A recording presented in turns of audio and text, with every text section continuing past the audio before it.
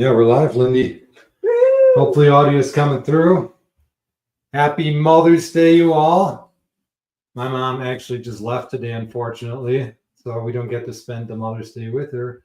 But we got to spend the last few days with her, which is really, really fun. Mm-hmm. My brother just graduated college on Friday, and so we did some really good family time, and did a bunch of wild mushroom foraging, which was super fun.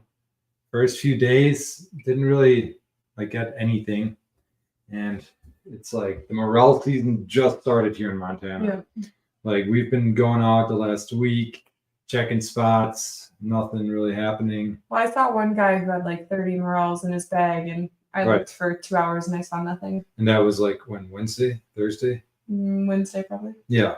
So last Saturday, we were out there and with a buddy looking for stuff, didn't see anything, and then we were talking, with the rain and where the weather's going, things are getting to that prime time, and then we had Monday, Tuesday, I think we had pretty warm nights and a lot of rain, a little snow even, and then after that, it just seemed so prime. So that's when we went out and just kind of found a bunch of oysters, and then also saw that guy with all the morels, and that's always a good cue to get out there. Yeah, I've been competing with somebody else over oyster mushrooms because they keep hiding the spot. Well, actually, I keep hiding it, and then they uncover it for everybody to see. Yeah. So then I go and hide it again, and then I've been picking them when they're just a little bit under that prime time, because otherwise they're gone. Yeah. Which I learned last year, and that makes me mad. So yeah, I've been getting them all. It's hard. It's tough. You definitely want to let your oysters kind of get bigger in some spots so they can spread their spores. Maybe not take all, but if you have a spot that's right by a trail, it's literally the trail. Gerald's in chat. Hey, Gerald, happy Mother's Day. That's Thanks my mom. for joining. Let us know if the audio's all right. This is the new setup here we're doing today for the first time. So hopefully it's coming through pretty clear. Let us know in chat if it sounds weird or anything. But yeah, we just wanted to come hang out with you guys. We got a bunch of wild mushrooms. Again, my mom was here, and my stepdad and little brother, and my parents live in Wisconsin. So they get some mushroom species that aren't as accessible for us here in Montana. And one of those being the pheasant backs. Mm-hmm. And she brought us a bunch, which I'm excited to try. Yeah, Lindy's never tried them. So today we're just gonna mostly process these. We're gonna make pickled pheasant backs. We already kind of prepared some of them here, but we'll show you how to do that now in the live stream in a bit. But yeah, if you guys have any questions, okay, sounding good. Sound is good, she says. So if you have any questions, drop them in the live chat now or later when this is live recording, a live recording on YouTube. Drop it in the comments. I have made the pickled pheasant backs a few times. We use Forager Chef's recipe for that. Today we're gonna kind of we're going rogue. Yeah, we're gonna be rogue. We're using this recipe, but we're gonna add some of our own things to it, just because we didn't have some of the ingredients and we didn't end up getting as many pheasant back as we hoped. Yeah. My mom harvested these a week ago. So unfortunately, some of them were moldy when we were able to do it, not just now. Had to toss a good probably half of them, unfortunately. But I'm still happy she brought some, so we could at least try them, and Lindey can try them for the first time. We did do a whole podcast episode on spring mushrooms on the channel 3 weeks ago. Yeah. And the pheasant bag was one of the main things we talked about. So Savannah. Yeah, with Savannah, Foraging KY. That will be on our, in our Year of Plenty podcast playlist on the channel. And once this is live, I'm also just going to add it to the description. So if you're watching this the future you is watching this, check the link below in the description if you want to watch that podcast. Future you, yeah. Welcome to the future. Yeah. So this is our kitchen, by the way. Yeah. It's pretty nice. I'm happy with what we got. We got our Montana knife block or Montana block. Montana block. Jeez, I hope they didn't hear that. Sorry. Montana block. Those are not Montana Knife Company Magnetic knives. knife holder. And our cutting board for them. And by the way, if you are a Year of Plenty podcast listener, they'll give you 15% off your entire shop with the code Year of Plenty at checkout. So you should check them out. They make really cool, like end grade butcher blocks, those magnetic knife holders, and a bunch of other cool stuff. Yeah. But I hope you guys are already getting out there and foraging, getting after it.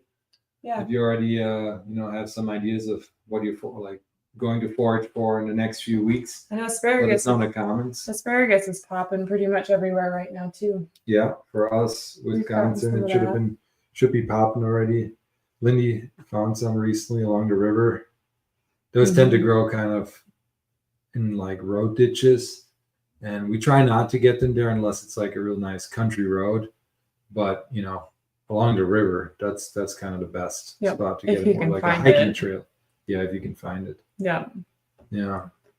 The only problem there is it's usually like one tiny stalk from the year before that grew, so it's just kind of if there's enough to harvest. Right. Yeah. So let's see what else we got. We went out yesterday with my parents. I was mentioning earlier that we've been going out the last few days, didn't find anything, but then yesterday we found the first morels of the season. Super pumped. Morels are like one of our absolute favorite mushrooms to get after. And it's always like awesome when you find them for the first time of the year. Just like dandelions, to kind of like the harbingers of spring. When we're finding oysters and morels, I get really excited because I know there's all these species that we're going to be able to forage for the rest of the year. So it's always special. And then Lindey found some oysters yesterday, right in that one spot. Yesterday, yeah. Yeah, yesterday morning too. That I've been hiding. Yeah, and my mom brought some on the way here. They were stopping at a campground and found a bunch of oysters, and this is what's left. We already ate like 3 times the amount of that yesterday. So these are getting a little old. They're kind of dirty. Yeah, I'll clean them today though and dehydrate them. We've got a whole bunch already dehydrated. Yeah, dehydrating is a great thing to do with wild mushrooms. Like if you're trying to preserve them, that's usually our go-to. We've got 1 jar, but we ate probably double this already. Yeah, and then we're saving some. Yeah, and if you do dehydrate them, put them in jars. Get some oxygen absorber packs on Amazon. I still need to get some. I ran out, but you can drop those right in there, like into the glasses, and they'll just keep new moisture from going in there. I lied. We had a second jar. Yeah, we did get some from our buddy recently, Joe, and new foraging buddy we met. He gave us like a whole care package of like wild game meat sticks, dehydrated oyster mushrooms, dehydrated burn morels. Mm-hmm. He also gave us these like rags here. He said these are like the best way to get dirt and grime off mushrooms. So we haven't tested it yet, but I want to. Yeah, they're just little like microfiber. Let's see over the sink here if this works pretty good. Oh yeah. I wish I had like a second camera so we can be a little closer. I think he said they work best when it's kind of like fresh. So you do it in the field, so you take off like the biggest. Because a lot of that stuff, I think you should cut off. It's just gonna get all you're just making it worse. You're making it a lot worse. Well, let's try with one of the morels. One of the morels we got yesterday. Yeah, it's just spreading it into the groove. Yo, Chad, if you have any questions, let us know. We'll try to answer whatever we can. But yeah, let me come over there. We got some cool morels yesterday. And there's going to be a video of this morel trip I'm pretty excited about. We recorded it all. So we'll drop that in the future too. But for new people joining right now, if you didn't hear, we're going to show you how to make pickled pheasant backs today. And just hang out, Why not? It works really well on the morels. Does it? Yeah, that's what he was mentioning. Like he uses it for burn morels. Man, I think we ate all the grays yesterday, unfortunately. Oh, really? I don't see too many here. Like this one's a bit. Oh, this one's kind of a gray, a little bit dried. Let me come over there and show We you some of almost these. got eaten alive by a rattlesnake. Oh yeah, Or I did. Lindey did. I was walking on the trail and where we were, I didn't think there was going to be snakes. There was most definitely a huge rattlesnake. It was like 2 feet away. I was not happy. It's a problem in Montana. No. Yeah, don't like always. Oh, there I am. I walked like, oh wow. Here's one morel. Nice little blondie. Here's another one. And this one, it's not really a gray. We had a few grays. Those usually come out a bit earlier. There's all these different phenotypes of morels, especially the river bottom ones. You know, phenotypes meaning different colors and like slight genetic differences in them. Oh, but they smell so good. I love it. Should we dehydrate these whole, you think? I think we should cut it in half. You're so cute. They are pretty small. Like we're just like starting on the morel season. I think the biggest ones we found were probably this size here. Like, what is that? 2 inches long on the cap. And for these, we really just like to eat them fresh or dehydrate them. I think we'll dehydrate them. I don't think we've gotten too experimental with. No, but I have an idea. morels. What do you want to do? I'm not going to share it, but it's going to be a You future don't wanna video. share it? No. Oh, she's teasing you. Wait, which ones did I do here now? I think that one. These few here. You get me all mixed up. Oh, No! no. Holy. Morel down. What have you done?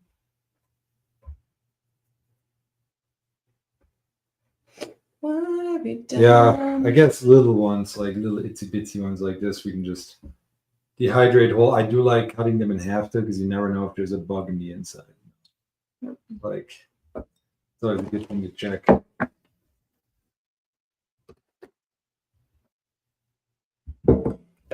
And then I'm going to talk about the pheasant backs in a little bit here. Ew. Should we just cut them quick? No, I gotta clean them first. Oh yeah, I'll cut them and get them ready for dehydrating. Wait. Let me clean them and then you cut them. Okay. Yeah. Which ones did you clean already? The ones that are here. Just that one. Here, you can cut this one. But what if there's a little dirt in the inside? Well, that's why I'm cleaning the outside and then you clean the inside. Fine. Yeah, see, Seems like like this makes one has a more little bug in it. Not surprising. We'll do little quarters in the bigger ones. It just, you kind of want to get them all to be a similar size when you dehydrate, so they're all done at the same time, or roughly the same time. Yo, Mike, what's up? Thanks for joining the chat. Hi. Mike, did your giveaway gift come yet? Mike won the Sam Thayer's Field Guide to Edible Wild Plants. That was one of our video giveaways last month. So let us know if you got that. I sent it out a bit ago here. I hope it comes. Now I got tracking on it, so not yet. All right. Well, hopefully soon. Well, we're happy you're here to hang out. Yeah, thanks for coming and hang out. Let us know if you have any questions. We are we're just processing some wild mushrooms that we found yesterday with my parents. There'll be a video on that too. And then my mom brought us some pheasant backs from Wisconsin. So we're gonna make pickled pheasant backs today. Figured why not, do it live. Come like hang out with people. And we've got some tea, wild tea we made. Yeah. Yesterday. Oh, yeah, you should get that out. Where's that at? It's in the fridge. Let me get it. I already poured a glass, and then Colby told me I had to wait to drink it on Well, here. yeah. So I wanted to try it too. We got like a whole sun tea. I was sitting outside all day in the burning sun. And what's all in here, Lindey? So it's fireweed that we got last year, pineapple weed, foraged that I grew and dried, Yeah. and then a little chamomile and honey.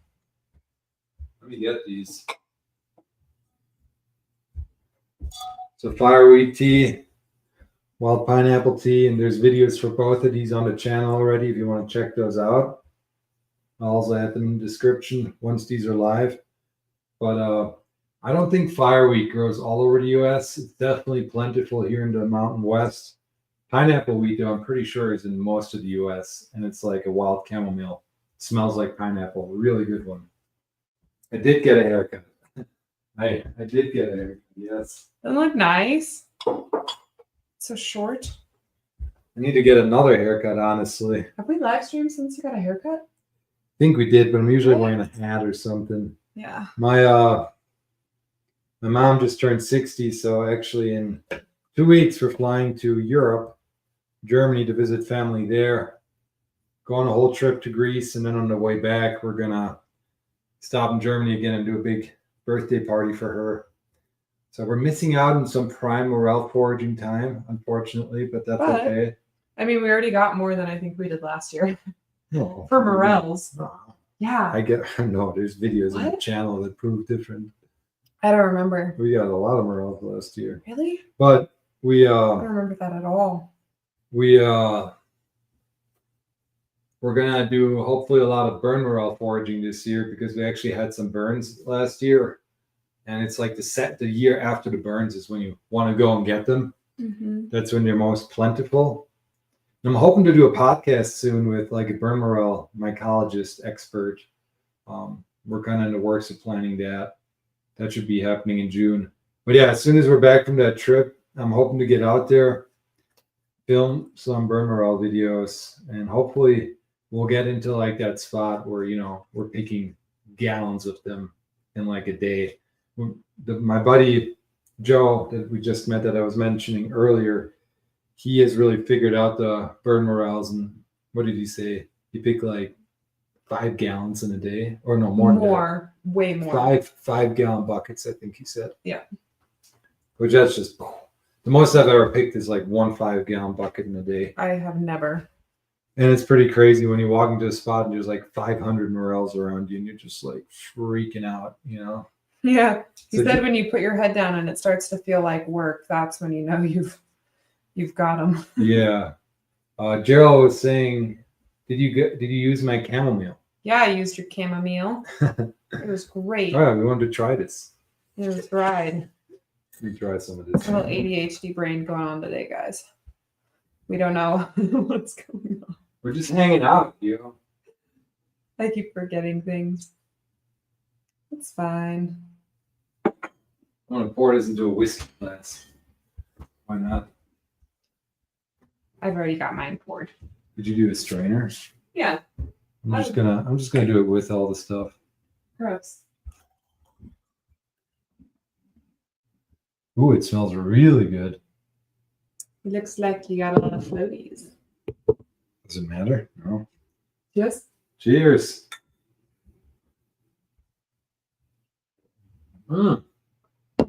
You put honey in there? A little bit of honey? Wow, that's really good. Tiny bit of honey. Mm-hmm. And then it just sat in the sun. Oh, that's good. So, wow, we got a bunch more people joining. That's cool. So you said what was in there again? The pineapple weed? Fireweed, pineapple weed, chamomile, homegrown borage, and honey. Then we just let it sit in the sun all day and then in the fridge overnight. And it was good. Yeah. It probably could have sat in the sun a little longer, but it was dark. So we brought it inside. Well, it was sitting there for a few hours, probably like 6-7 hours. Yeah. Most of the day. Because we went foraging. That took like 3 hours. Oh, yeah. That's right. All right. I'm good to cut these. Prep them. This weekend's been a blur. Yeah. So many things happening. Yeah, we were going to go out today and do like a bunch of film another video. We were hoping to find spring beauty. And just kind of go scout for them, find new areas where we can find them. Because now it's kind of the time. But the mountains are covered in water. Oh, yeah. It was coming down all day. It's just starting to get nice. Yeah. We had a big thunderstorm here all day. It's supposed to rain pretty much all weekend. Or all weekend, or all week. It is the weekend. It's the end of the weekend right now. So we decided just stay in here, do this today. Yeah. Make sure these pheasant bags don't go super bad before we can use them. And if you guys haven't, people in the chat right now, let us know if you have looked for spring beauty before. It's a really, really cool wild plant, edible plant. Christina said she'd like the recipe. Well, we'll have it on here, but I can we'll have it on this video once it's recorded. But I will send it to you too, if you would like. Mike says he planted passion flowers this year, seen a few sprouts. Hope they take. If they do, I will share. Yeah, please do. Heck yeah. What exactly? Aren't passion flowers supposed to be like they take over everything? Is that the flower that I'm thinking of? Let us know, Mike. Give us some more details on the passion flower. That's a kind of a new one for me. Maybe it's passion fruit that I'm thinking of. One of them like takes over everything if you let it. I can't remember what it is though. So you got the morels all nice and cleaned up over here, ready for the oysters. Throw those on there with them. Nice. I like that. You just got to get yourself a dehydrator if you don't have one. Mm-hmm. Mm-hmm. He said very invasive, same plant, Lindey. So yeah, okay. Fruit. Yeah, I was watching a bunch of homesteading channels. That's what I do in my free time, and they were like, I was told by so many people not to plant them, and then I planted it, and now I understand why they said not to. So that's one for me. He said it has mood elevating qualities that are comparable to some pharmacologicals. That's kind of cool. That's super it's cool. Like a little how do you use it? Do you dry it or you just smell it? Yeah. Should we do the oysters now too? Might as well while we're at it. All right, I can do the oysters if you want to keep going on one of them. On what? On these? Yeah. Yeah, I can get started with that. That way we can double whammy some processing. Yo, Pius is in here too. Thanks What's for up, watching. Big P?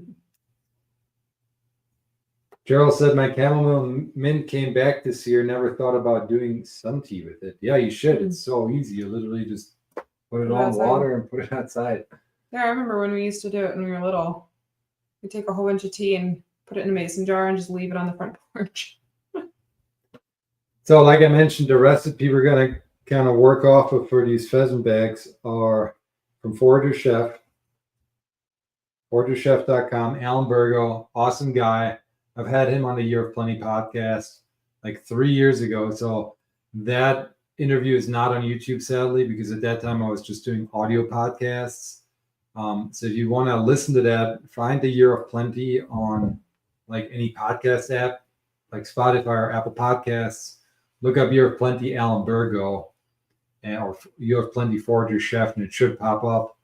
Really cool interview, and we're hoping to get him on again at some point. We're actually super excited because this year we're going on really 2 big foraging courses / trips. Yeah. One is in June now with the legendary Tom Elpel, who's here in Montana. He wrote Botany in a Day, one of the like most awesome books you can get and use as a tool as a forager. It was my birthday present. Yeah. So we're going to do a 2-day like foraging intensive with him and like 18 other people, camping overnight here in Montana, just looking at a bunch of, we don't really know the curriculum like the classes yet, but he was telling me it's like we're gonna do a little deer botany, he calls it, like walk around and look at plants and taste them all. And then we're going to a cattail swamp, foraging some cattails, and like every night we're going to be cooking all the things we harvested during the day, which is going to be super exciting. And yeah, I'm hoping to just take a bunch of pictures and maybe we'll do like another live stream, just kind of recap and talk about what we did with that one. And then why I bring it up, Alan Bergo, we're going to see him in September. Almost cut you. Sorry. We're going to see him in September because we're going to the Midwest Wild Harvest Festival for the first time in Wisconsin. That is, I think, September 12th through the 14th, and it's like a 3-day event. Bunch of big name foragers like Sam Thayer is going to be there, Alan Bergo, Jesse Feral Foraging, one of our buddies who's been on the podcast too and coming back soon. Orion is coming, Forage Colorado. So it's going to be really fun.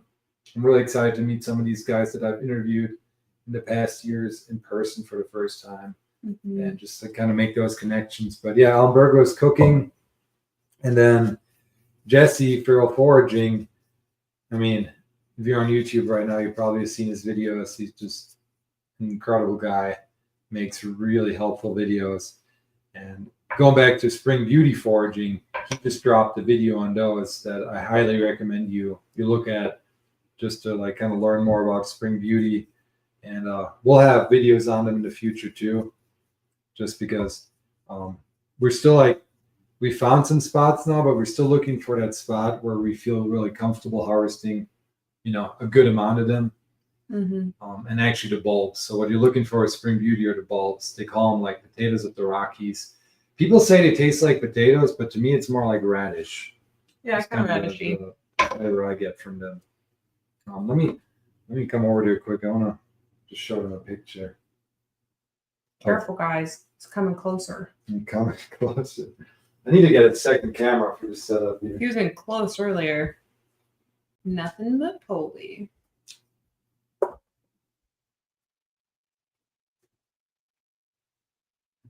And is that coming through over there? Kinda. Focusing? Not really. No. Oh, there it is. There it is. So here we got a Spring Beauty.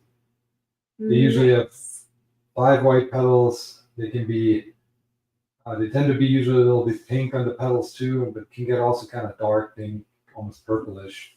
They'll have these like, you'll see these unopened flower heads usually on them.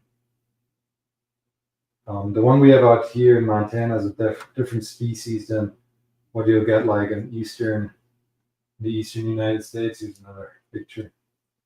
It's got like these 2 lanceolate shaped leaves. You can eat those, the whole plant, but yeah, like tubers is what you're like really like. What do you want to get? Oops.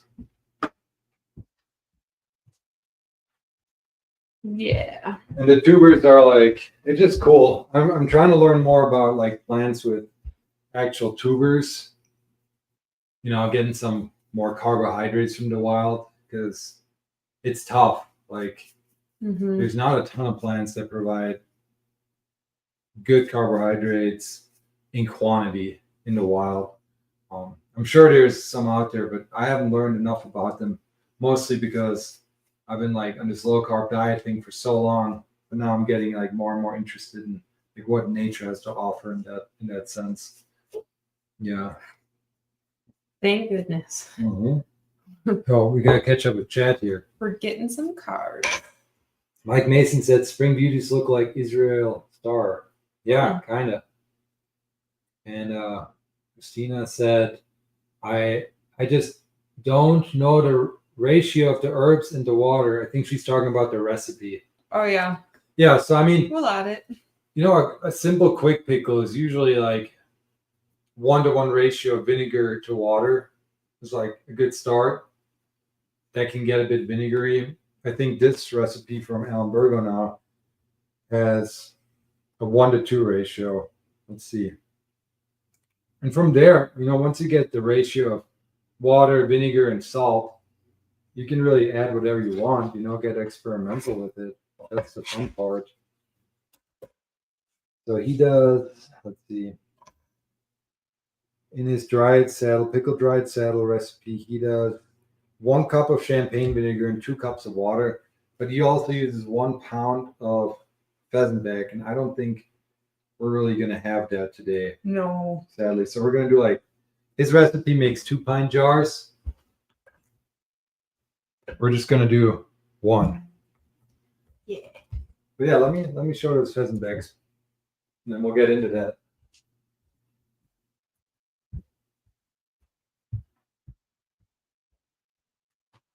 Okay. Wow, that's a lot of folding.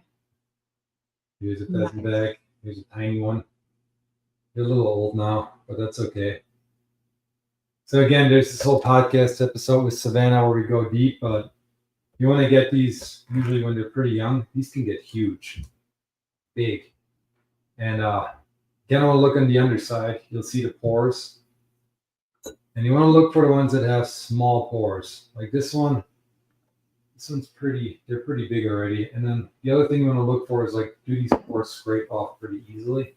And do they tear easily? Yeah. Like string cheese. Yeah. You want to do it all while you're harvesting these. Like these pores come off really easily now, but that's also because they've been sitting for a bit. If you're in the wild and you're just not really coming off, it's probably going to be really tough. And these also have a bad rep because, I hope the mic's picking this up when I'm over here. I think so. But they have a bad rep because they tend to be more of a tough mushroom. So this pickling recipe is actually one way to also use some more tougher pheasant backs in the kitchen. Here, this tiny one, you can see it's got really small spores. Let's see if it focuses.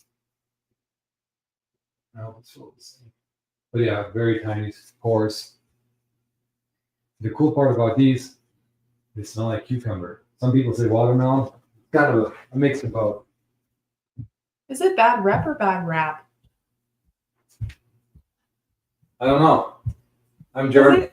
I mean, it makes sense that it would be bad rep. Like bad, I'm German. I thought it's always bad rep. bad. Chat, help us out. I mean, what's the word supposed to be? Bad rep. You guys speak better English than us. Bad representation. So with these, they're also kind of, like I said, they're older. You don't have to get the pores off for this recipe, but we're going to scrape the pores off and then also some of the top. Oh, my knife. Oh, the top's looking good. So all I'm going to do here now, let me move these since they're all clean. I don't want to get them dirty. That is a good idea. We'll turn these fresh ones now, the ones I just showed, into this second here. Okay, girls, you're pretty dirty. Like really bad. So I'm just scraping off the pores here. What are you guys in chat right now? What are you guys looking to forage this year? Anything on the list you'd really like to learn about, or did you always go after? We'd love to know. For us, there's so much on the list this year. We've already explored a bunch of new species. We've been becoming a lot more comfortable with dock this year. That was one that I've been learning about, and trying here and there, but never really using a bunch in the kitchen. Dock is an awesome one. I'm excited about berries. Yeah, we talk about Dock ID in our latest video that we dropped last week. If you haven't watched that yet. Yeah, the berries. Mm-hmm. What are you looking forward to there? Strawberries. Strawberries, yeah. Wild strawberries are an experience. Yeah. They ruined me for the store. Yeah. Oh, wild strawberries are so much more flavorful than those from the store. I mean, the closest you'll get in flavors homegrown, or if you have a local farmer you trust. But it's still not the same. No, because they're so tiny and they pack so much flavor. It's crazy. It's like eating a strawberry candy. Yeah. And out here we have a lot of them here in Montana in the mountains. And it's kind of fun because you're in the mountains foraging for them usually. Yeah, that's looking pretty good to me here. Pretty prime. Pretty prime. Got those. GG. GG, Boldy. Huh? GG. GG's. It's good. It just smells so good right now. I wish I could send the smells to you through the camera. Ooh. When do you think that would be a good thing for? When do you think that's going to happen? When are we going to be able to? I don't hope they smell ever do through that. YouTube? I never want them to do that. There's so many You're going to people. smell all the YouTubers' farts. I do not want to know what some people smell like. You get a For You video and it's something crazy. I don't want to know what they smell like. Christina said, "I hope I find some pheasant backs when I get home. We'll pickle them too." Yeah, you should. Yeah. Good, and you kind of, it's really the pickled pheasant backs. You kind of got to experiment with flavors, different types of mushrooms. I mean, I gave you some pointers on like which ones to look for, but you might still find some that have big pores already and are still really tender. And usually when people fry these up and cook with them, they'll use just the outer like inch or two because that's where it's most tender on these. Here for this recipe, the trick from Bergo, which I love, is to use a mandolin slicer. That just gives you really thin slices, and that's what you're looking for here to get your like nice tender pheasant back pieces. And I've been mandolining all those earlier. Mandolining. Wait, you should clean your cutting board before you put all your clean Yeah, let's do that. pieces and all the dirtiness. But when you get them this small, or what was I going to say? Oh, I was going to say that when you're mandolining these mushrooms, some will cut better than others. So just like kind of work around different angles to see which way they'll cut the most best, like the most nicest. Get a big towel. A little bit of vinegar on there. Once it's gone. Use the scraper. Oh yeah, good idea. Should you mind? But we don't want to scrape up my Montana block cutting board too much here, so I gotta be careful. Don't you cut on it? Yeah, but this is my baby. It's supposed to last me a lifetime. It would even if you use it. It's true. They make really good cutting boards. Definitely check them out. Again, code Year of Plenty for 15% off all the Montana block products on emptyblock.com. And yes, we will get a kickback when you use that code. So it's a great way to help support us, an American company. They use all American wood. Actually, everything they use, all their materials are sourced in the U.S., which is really cool. You don't get that too often anymore. Not to mention, they're just really nice people. Super nice people. I'm actually planning to do a video where I kind of like go over to their shop and like just we do a kind of like a walkthrough and see how they make all their stuff.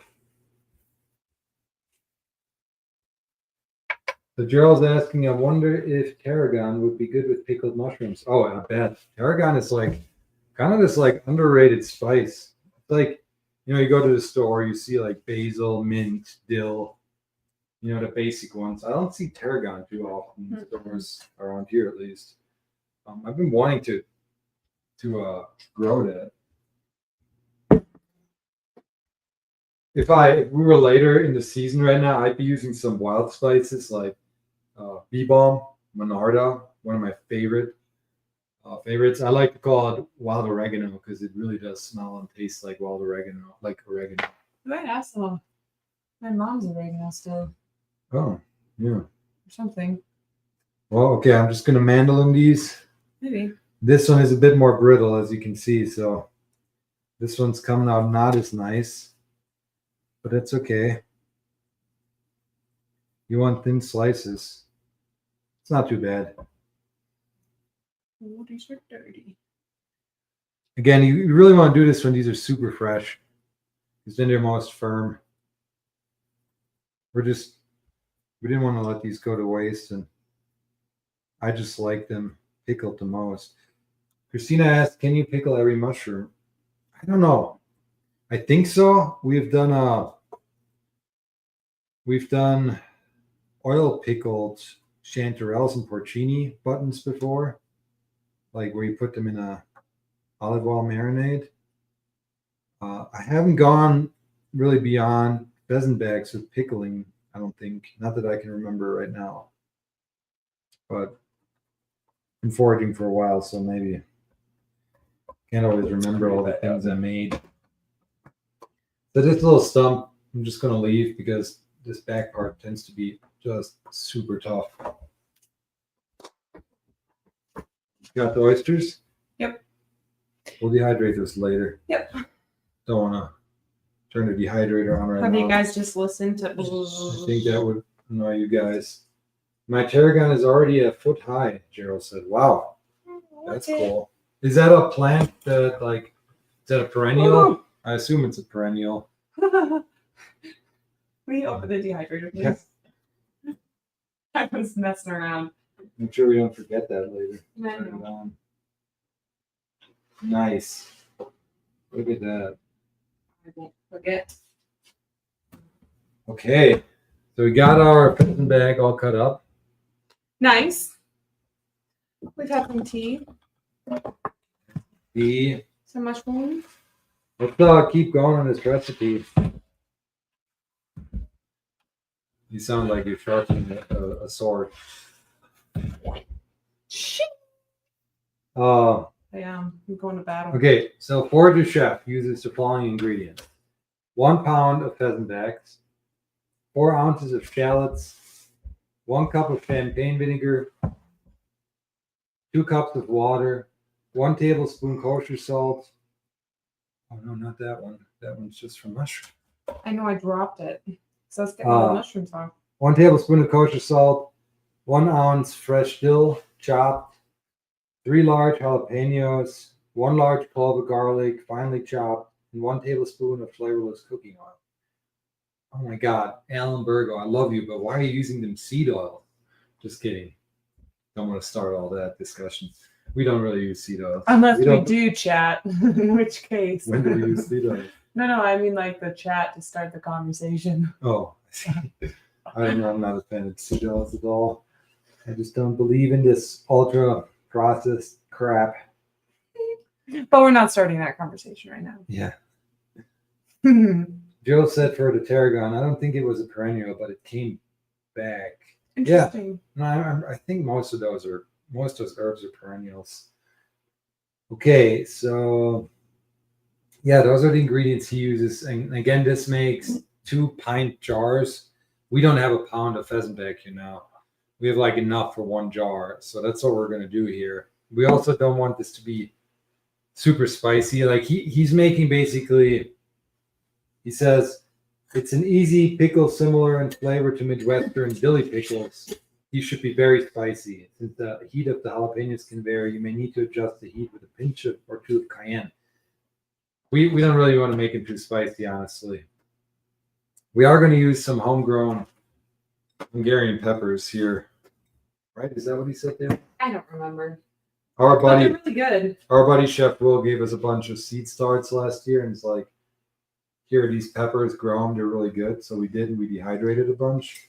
I use them on I really like them on smoked meats and stews and stuff. So I thought we would try. Really, really good. They're really nice. Some of them are really spicy, and other ones are nice and mild. So we should probably use one little one if we don't want this to be too spicy. Well, I don't know. I think that we've only had one that was like, ooh. But all the right, rest of it's a them gamble. So good. It's a gamble. I feel like use a big one. I feel like a big one. I feel like a big one is. Okay, Lindy's going all in. Well, if you think of like big pepper versus small, like bell pepper, yeah, not spicy. Jalapeno pepper, spicy. Right. So I think size. You know what I mean? Is there anything to this? Big peppers? Do the big peppers, are they less spicy usually? Yeah. Maybe there's some science to this. Okay. So we're gonna keep the like ratios of salt or vinegar and water that he uses, but we're gonna add some of our own things, I think. We got some dill, so we're gonna use dill. We don't have champagne vinegar, so we're gonna use just plain white vinegar. Couldn't find it at the store earlier. Gonna definitely use some garlic and the shallots. Lindey already pre-cut some of the stuff here. First step is in a sauce pot, sweat the shallots and garlic in the oil for 2 minutes. Then add the mushrooms and salt and sweat, stirring occasionally until wilted. Let's do that. Should we do olive oil? Yeah. We don't really have any non-flavored oil. Well, we don't want seed oils, remember? I know. Please olive oil. Tallow or something would have been fine. Oh, but, yeah. We don't have any. We don't have tallow anymore. Need to get some. How much of this? Just put some in there. Then we'll do the shallots and the garlic. I gotta get some garlic up. I've been using this pre-cut garlic here. Ooh, that's good. I get tired of peeling it. So use what was it again? How much garlic? 1 clove. So probably like a big tablespoon. We like garlic. I think that's probably more like 2 cloves, but I think we should do. Yeah. Jill says, I wonder if red wine vinegar would be closer. Not bad either. Yeah, that would probably be really good, actually. Where'd the liquid go? Put the garlic in there. It's kind of fun. This is like a live cooking show. We need to do this more often. Oh, who's that really famous lady who does the cooking show? Shoot. It's not Marvelous Miss Maisel, that's the comedian. This is like the, not Betty Crocker. There's like a, I can't I remember. don't know. It's like the You first watch lady more cooking show. YouTube than me. No, it's like a historic woman. Oh, She did her first cooking show. I feel like some of the ladies in chat right now know. She's got like a whole bunch of really good recipes that are for like the home life cook life. I know who you're talking. I just can't Who is remember the name. Can't remember the name. It's not Betty Crocker. It's like I'll think of it in like 8 days and put it in the chat. How about that's about how it goes. Also, what I wanted to say, the subscriber count of the channel has really been growing the last few days, which is awesome. I think we went up like 300 subscribers in a week. So for everyone new that's here, welcome to the channel. We really appreciate your support, and of course, everyone who's been here since day one and in between. Like, this is so fun, and we really appreciate all your input in the comments and all that. You know, the whole channel, the whole like goal of the Year of Plenty is to build more resilient humans through food, because we have seen so much benefit in our lives and become so much more resilient since we've like gotten into foraging, hunting, fishing, and like growing our own food and cooking ourselves. And dog walks are way more fun when you're out getting your breakfast. Yeah. So we want to like document our whole Julia Childs. Thank you. We want to document our whole journey and like put all this stuff out there so you can learn alongside with us, you know. So if you have other tips, you leave them in the comments. We love that stuff. I'm so happy they got that. I would have been so like that's all I could think about. Yeah. Julia Childs. You need to do that quick. How long am I supposed to cook it for? About 2 minutes, he said. Then I add the mushrooms, salt, and sweat a little bit more. Oh, one more thing. Yo, we were out here yesterday chilling in our little garden, and I saw a plant that I've been looking at for years, but never really got into. And I knew, it was like, I'm pretty sure this is like a wild lettuce or it's something in like the dandelion-like family. And went out there with my foraging books yesterday, and pretty sure we got a wild mustard growing in this little gravel patch. Not a wild mustard, a wild lettuce. Let me grab a leaf quick. Why not? It's so sad because they spray our yard, so we can't eat it. But it is really cool for identification.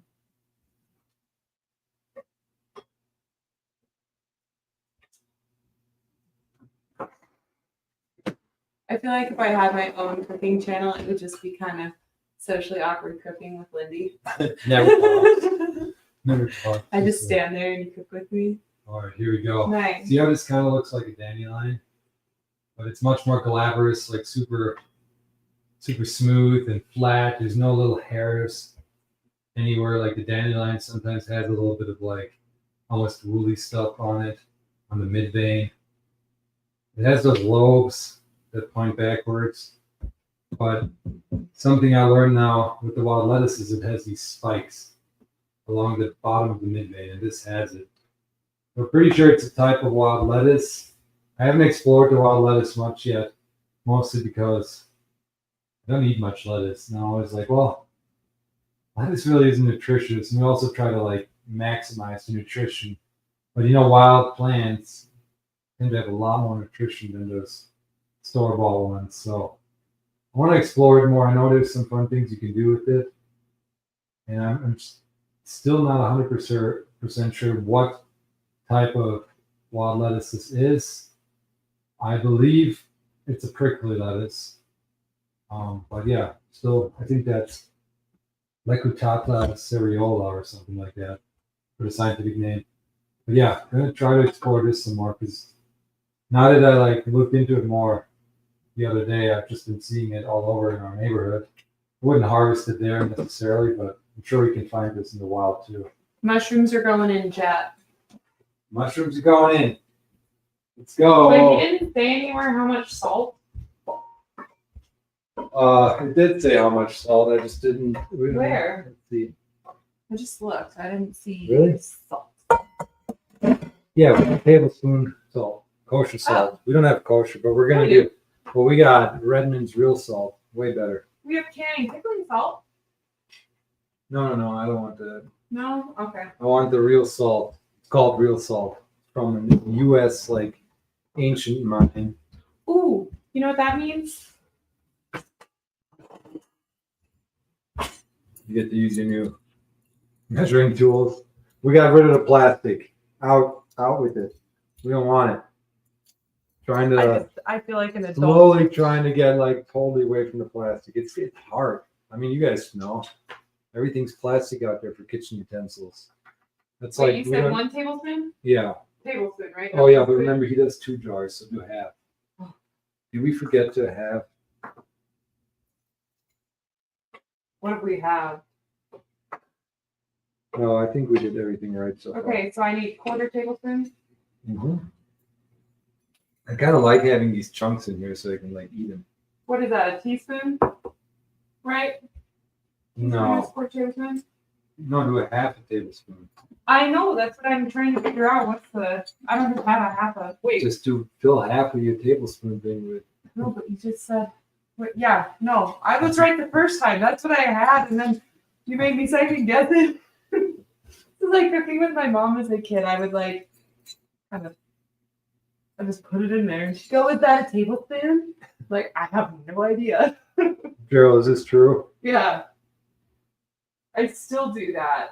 So for cleaning mushrooms, again, we need to try this rag in the wild, like while we're picking fresh morels. But again, my buddy Joe swears by these. And then we also usually use like a little brush. These work pretty well. I'm still trying to find a natural brush with natural hairs. I think this is wild boar. Oh, no, that's horsehair, right? Yeah. One with natural hair that's way stiffer. As I've Yeah. noticed a lot of these mushroom brushes I've used with natural hairs, they're good at getting some of the bigger stuff off, but to like really get in there and clean, it doesn't work that well. The other thing I've seen people use now are like little metal brushes with like really, tougher bristles. So okay. Okay. We'll only need 1 jar now. Do you want to Probably use this one. measure out the amount of water Yeah. So what does we it say? need? What does Bergo say here? We just need to have that stuff, and So he then says 2 cups of water. We're going to use 1. He says 1 cup of vinegar. We're going to use half a cup. here. I hope that's good. That should be enough. I've got some puppies for you, Let's do it. and we can even tell what the labels are. See that? 1 cup, half a cup. Our other ones they no longer had labels on them. We need to put that. So we're going to put that all in with the mushrooms and everything once they're wilted. Yeah, they're not Maybe a good. little longer. We did just get a new filter in our fridge. Thank God. The maintenance guy was really funny. I'm a mechanically inclined person, but not when it comes to plumbing. And he was like, "You could have just done this yourself." But I didn't want to flood our apartment. Wait, why don't you just use the half cup? Oh. That's what I got it for. Let's see if I did it right. To the T. Wow. That is perfect. That's really impressive. Wasn't that supposed to be for the vinegar though? Yes. All right, 1 cup of water. You're right. Did you already open the vinegar? No. Yeah, there's that one's like This? Yeah. Dope.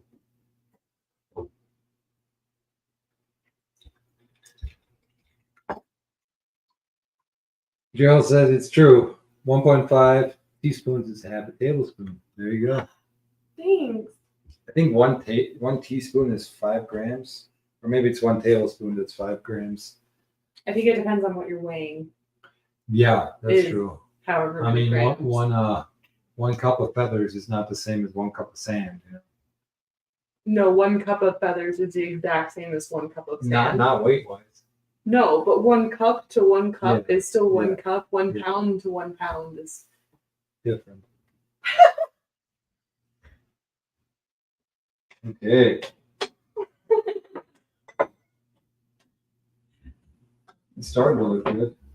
I don't know. These are shrinking. We'll see if we can even fill a whole jar. I might have to use a fermentation way to just kind of keep these down so we don't have any floaties. Oh, the dill needs to go in too. Put the dill no, in? that goes in. Yeah, with the mushrooms. Yes. Oh yeah, With the water and stuff. dill, pepper, all right. And water. Yeah.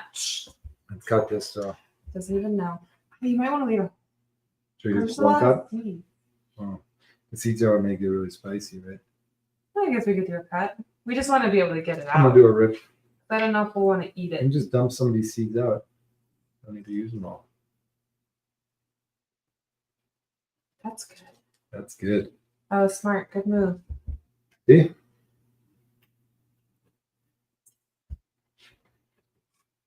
Guys, what are you doing this week? You guys doing anything fun? Any cool dinner plans? Any foraging plans? Let us know. Watch any good movies? Yeah, before our vacation here on May 20th, I want to get out and do some more foraging.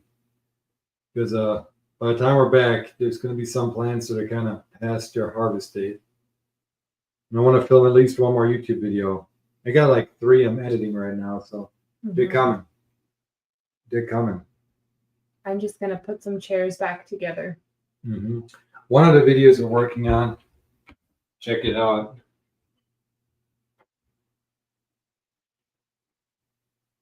We're making a rhubarb wine. Pretty sweet. It's been fermenting. It's got some sediment. Yeah, so the sediment is the yeast when it settles.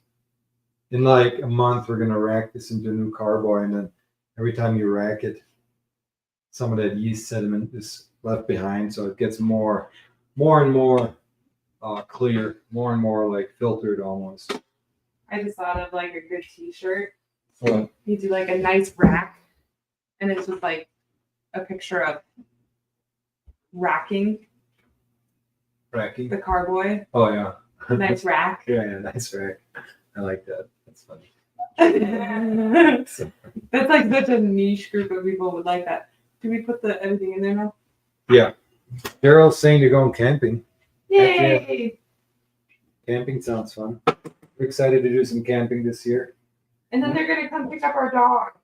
I'm gonna do some backcountry camping, some mountain foraging, and maybe catch some trout. It'll be super fun. When was our last camping trip? Remember? Ice fishing? Did we go camping? I didn't sleep on the ice. No, not on the ice, but I think it must have been the elk hunt, the big elk hunt in October. Hasn't been like. Oh, that's right. I was thinking it's been like years. Okay, Lindey's adding the vinegar, water, dill, peppers, and we should put some peppercorns in there. I want Peppercorns. to get a few peppercorns. 2 peppercorns. We have marjoram. Oh, No? do we want to do bay leaf Sure. with the dill though? Maybe not. Oh, the lemon zest. Let's do that. Oh. Lemon zest. You already washed this, right? Yeah, Okay, good. got an organic lemon there. And a little grater thing. Polly's mom just brought us. That I'm excited about. Drop some peppercorns in there. I like to use the red ones for pickling. They're not like super spicy usually. I hear they have some good health benefits. Don't know enough about that.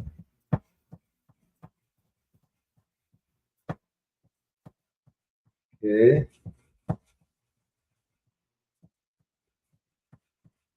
How much? I don't know. Maybe like a tablespoon. Probably gonna. We're just kind of experimenting here. We should do one of these in the future and like let the chat decide what we put in there. We should do like D&D dice rolls. That'd be funny. Give them options and roll the die. That'd be something. We're definitely gonna do that. Let us know, chat. You want to do D&D cooking with us? Who will be our dungeon like a new master? That'd be so fun. Let's see how much you got here. All stuck in there. Yeah, I need Nothing to on the keep- board. I gotta keep going. Try to stir this stuff. I'm gonna hold this so it doesn't bounce a bunch, make a bunch of noise.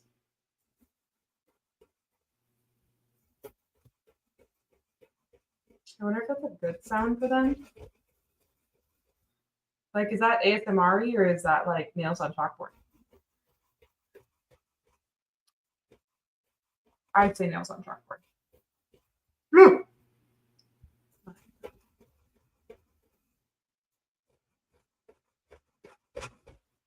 I don't know. It's getting pretty sunny. Maybe we do have to go scout for. I'm gonna Green take a beauty. nap.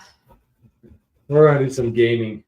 We don't game often, but every now and then, Lindey and I like to play some Elder Scrolls online. Or some magic or something. Yeah, Magic the Gathering for the win.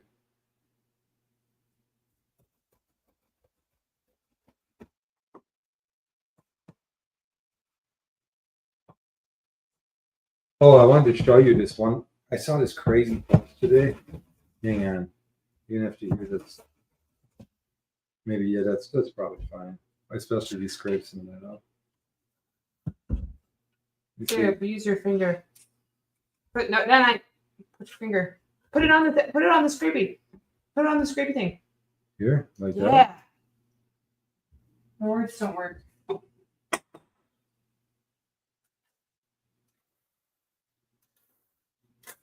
Come on, phone, load for me. Took the phone off Wi-Fi so we don't take up any other data, like for the stream here.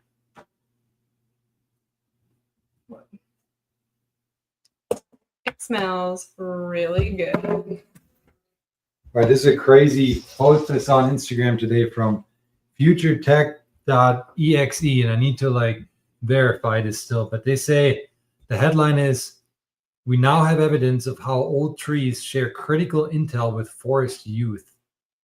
This is wild, Lindey. So it says that scientists have discovered evidence of how trees communicate and share knowledge through bioelectrical signals, with older trees acting as an information leader or as information leaders during environmental changes. Researchers from Australia's Southern Cross University and the Italian Institute of Technology recorded how birch trees in Italy's Costa Bocche forest transmit bioelectrical signals to prepare for solar eclipses. Remarkably, older trees initiate these signals hours before events occur, suggesting they possess learned knowledge of environmental patterns that they share with younger forest members. Using low-power sensors to capture these invisible signals, scientists observed that trees not only communicated in advance of the eclipse, but synchronized their bioelectrical pulses as information spread through the forest.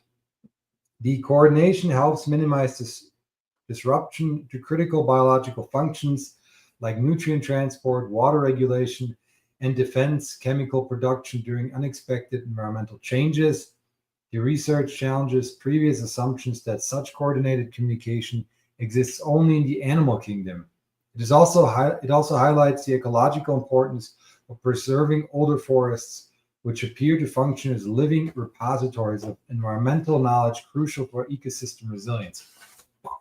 How crazy is that? That is nuts. Like, there's so much about trees and plants I don't think we know yet. What if they are really like conscious? They probably are. That's wild. Yeah, that really blew my mind. That like, I've heard of trees communicating through like mycorrhizal networks together with the mushrooms. Actually, they like send signals through the mushroom Wide web. Yeah, but what's I'm blanking? Mycelium. Mycelium. They're mushroom mycelium to other trees, but like this takes it to a whole nother level, just super wild.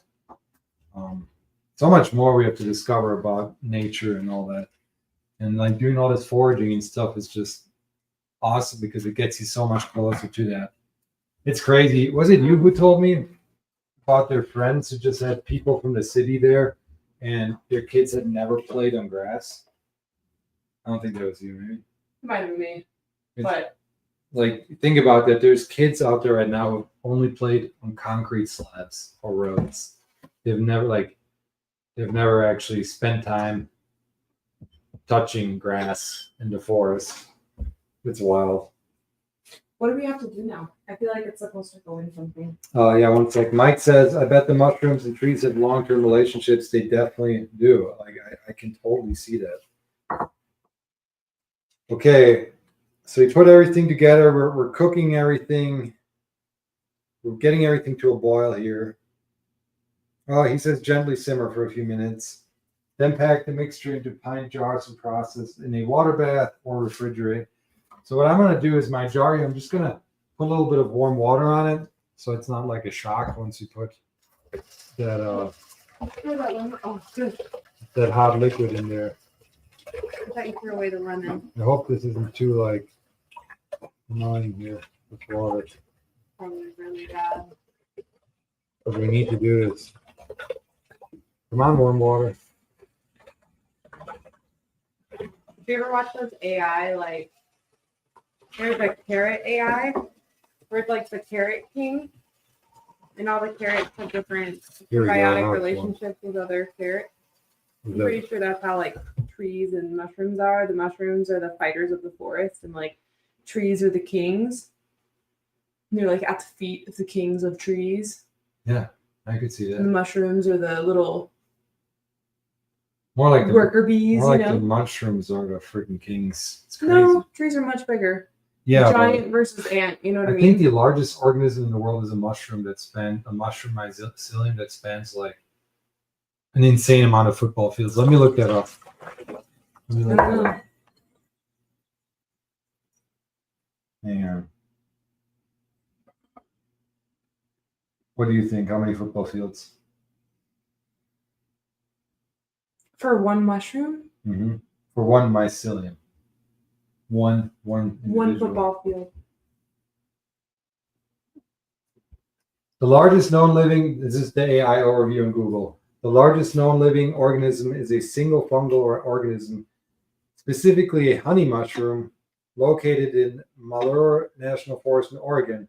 This fungus, also known as the humongous fungus, humongous fungus, spans nearly 4 square miles and is estimated to be 2,400 years old. Wow, how many football fields is that?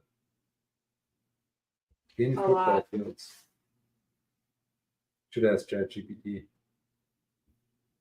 Equivalent to 1,665 football fields. See, I got the one right.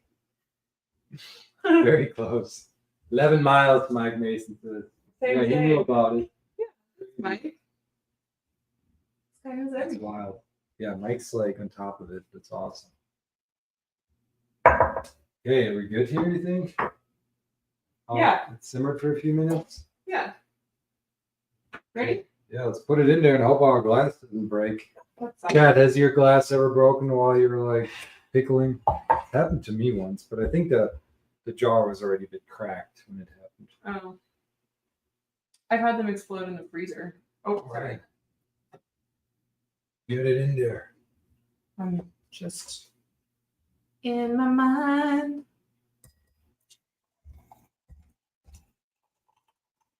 We'll see if there's enough liquid. It should be, but I'm sure we cooked some of the water off. And then once you put the mushrooms in there, it's gonna. Yeah, but we got more mushroom than we can fit, I think. Oh, we're gonna have to take some out. That's too much. You got some liquid. No, take out some of the mushrooms. You want? No way. Yeah, you don't want this to be floating. No way. Yeah. Yeah, way. We're gonna just eat those mushrooms tonight. We'll fry them up. But if you take out a little, hear me out. Take out a little liquid, put it on a thing, weight, put in the rest of the mushrooms. Now you got like a fully submerged deal. I don't know. I think if we put a weight in there now, it's gonna really shoot up. You want to try it? No, Chad, what should we do? you guys decide. I feel like we should take some out. I think we should put the rest in. We can just fry this up. I bet it's gonna be delicious. Let's see if they have an answer. We'll see. If not, I want to make an executive decision here. Who says you're the executor? I'm telling you, we have to take a lot out to put a fermentation weight in here right now. I think I'm the executor. I think we should just take some of them. Let's just look what it looks like. We can always add it back in.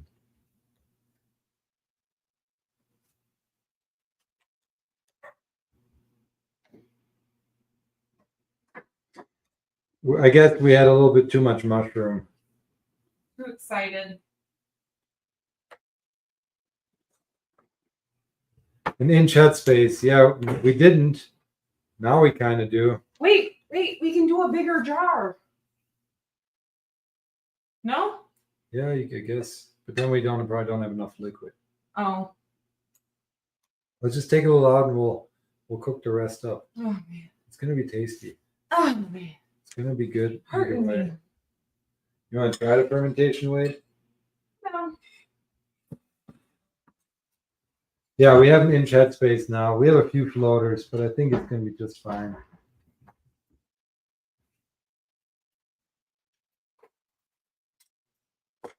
We add a little bit more liquid again, maybe.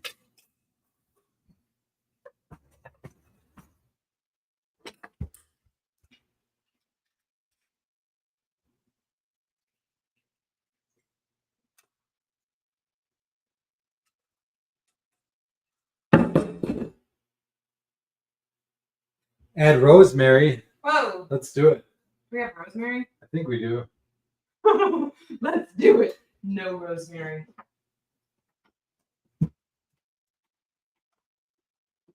I thought we did. Dang it. Wait. We I might have used it. I used it. Dang it, we don't have rosemary. Pine. Spruce tip? A little bit of spruce tip. Yeah, we have some spruce. Wait, here. Wait, no. Let's use some of the actual needles. What am I thinking? Good idea.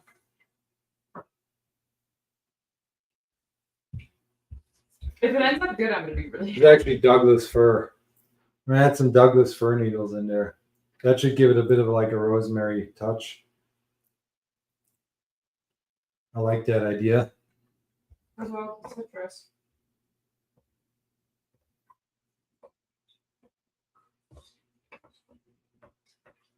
There we go. And then we're gonna let this sit like a week or two in the fridge. That It long? should be good. Yeah, usually when you pickle, like almost always I let stuff sit that long when I pickle stuff. Some people I think do like weeks. I just wanted it right now. No, we're gonna have to wait a bit. Okay, we got that inch headspace. It's looking good. Pretty. It doesn't look like it on the camera. I can see it here, but put a lid on it. We're not gonna water bath can because we want to eat this soon. But you could water bath can and make it like last even longer. Yeah. Where's the lids? Over there. Somewhere. Hey, there we go.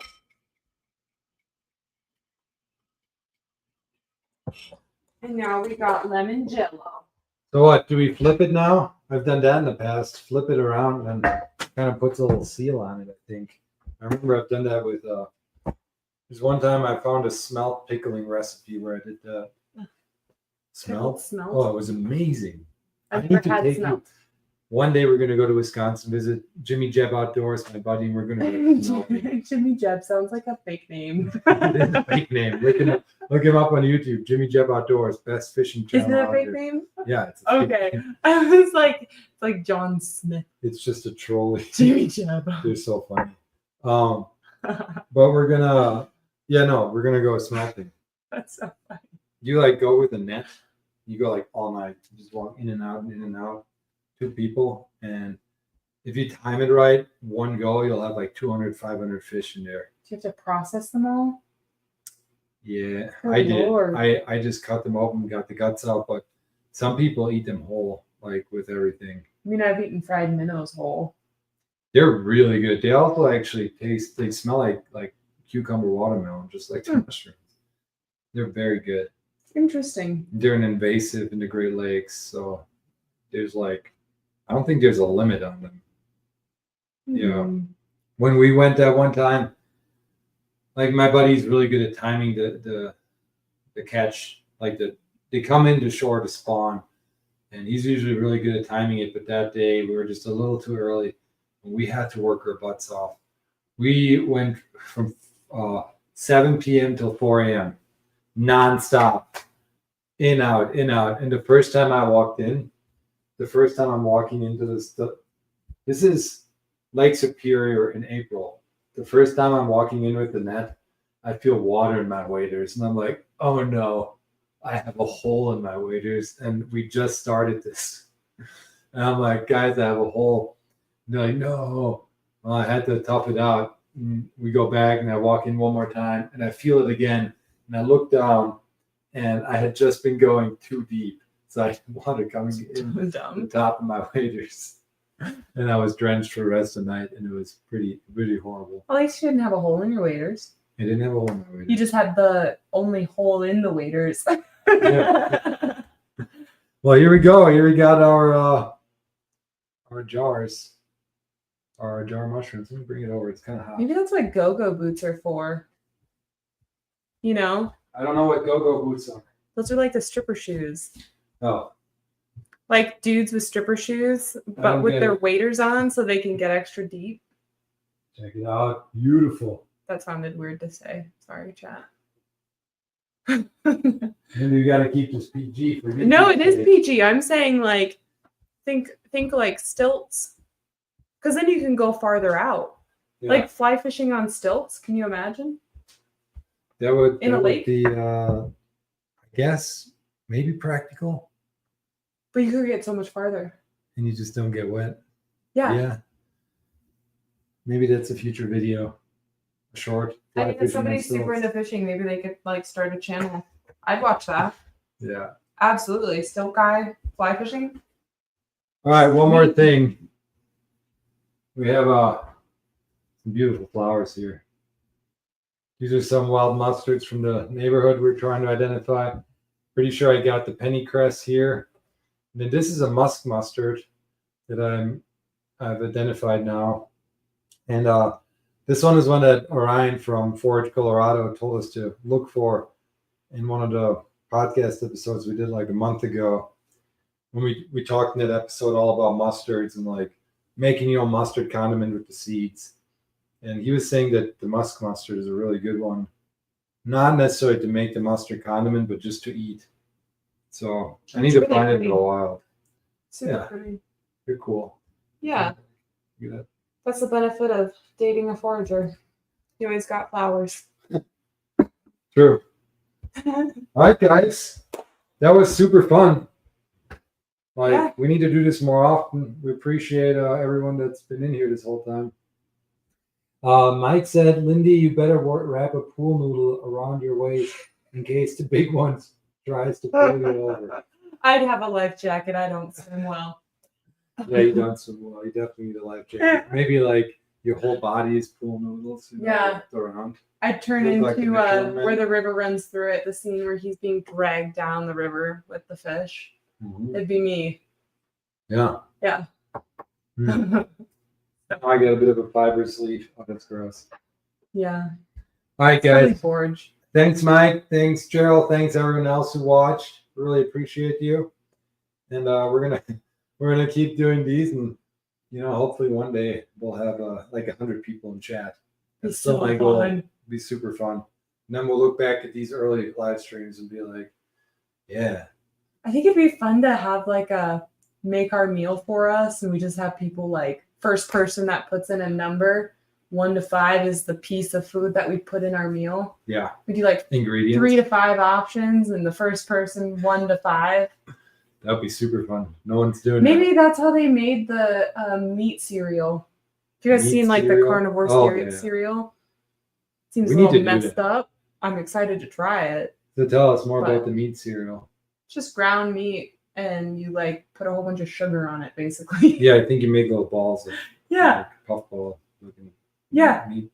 But you like cook it with date sugar and other sugars and maple syrup, and so it's really kind of defeating the purpose of Low being a carb. cereal.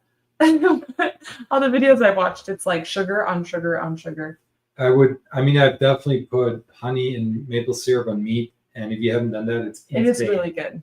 It's insane. Make a steak and put some honey, not a ton, drizzle like a teaspoon of honey on there. It's out of this world. So I could see that being really good. Yeah, maybe we'll do that in a future live stream. It'd be so fun. Yeah, Mike says Happy Mother's Day to all the mothers out there. Dang right. Thanks, Happy Mike. Mother's Day.